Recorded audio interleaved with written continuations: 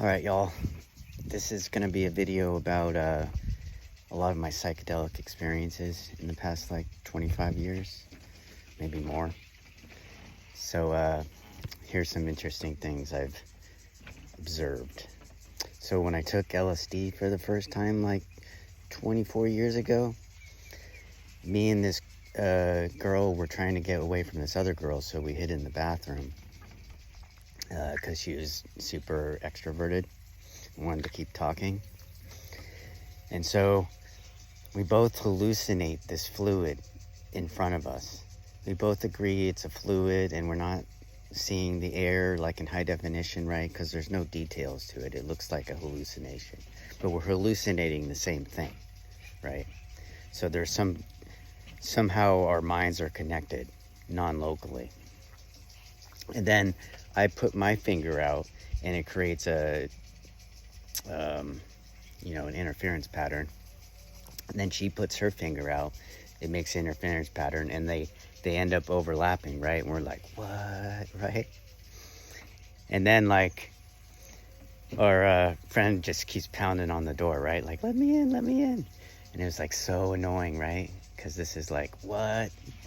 But looking back on it, I think that makes the experience more interesting because it shows us there's these two realities, and it's contrasting them, and we have to go back to this reality. So it also makes people not you're having this experience, and other people here, you have this experience and they might resent that you get to have this experience and they don't. But the whole extroverted friend knocking on the door makes it a little more funny, I guess. And that's one of the first impressions I had, that how is this going to be even represented in our brain? How vision is. And that brings me to the craziest one I've ever had on LSD. Is only thing I can call it is a hyperdimensional fluid, and you're seeing this thing in your head, right? It's like a screensaver, but it's like thousands, tens of thousands of tiny little Escher paintings, and where all the angles don't match up, but they're all pasted together in infinite a bunch of coordinate systems, and it's a fluid coming out at you. And the only thought that's going through your head is oh, this is the craziest, most intricate thing I've ever seen in my life, by orders of magnitude. Is indefinitely detailed, right? And there wasn't a lot of color to it. And the thing about it is that's when you're just how is this even represented in the brain? It tells you that there's something beyond the brain. Also had an experience where it was in my head where I could focus. It was a sine wave, but I could focus on in two different directions simultaneously. I don't really know how to explain that without drawing a picture, but that was interesting. Also, one time on mushrooms, I was having a really bad trip. It was super nauseous, and I just rotated my body, and I noticed that in the rotation, the change in direction was discontinuous. I could see it was a break. And then I realized oh, if there wasn't that break there, then I couldn't experience the contrast between the two feelings of movement.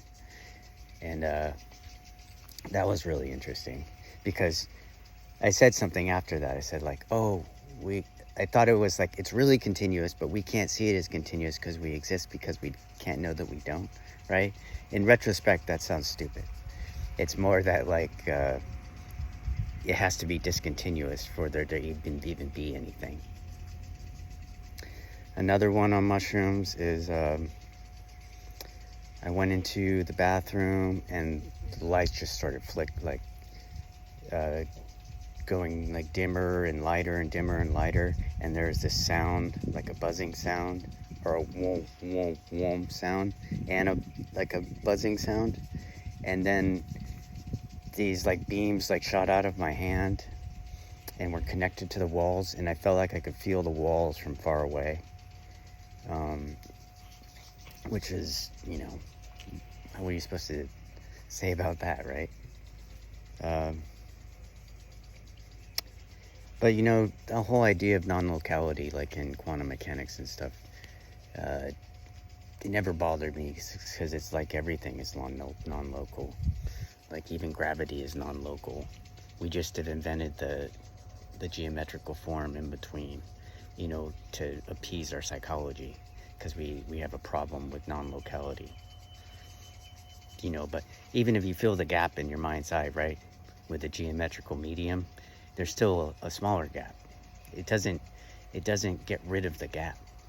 It just makes it smaller, because the gap has to exist for the contrast to even occur. Trying to think of another experience off the top of my head. Was there...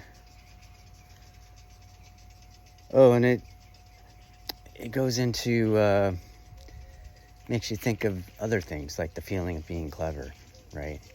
Can nerve cells appear clever to themselves? The very idea of just a feeling is so hard to imagine how you can even signify that in a nerve cell. It's easier to understand how you can signify like a nose or something, because it actually is pretty much the same. You look at brain scans of like a nose, and it like actually looks like a nose. But you can't do that for a hyperdimensional fluid, right? So anyway,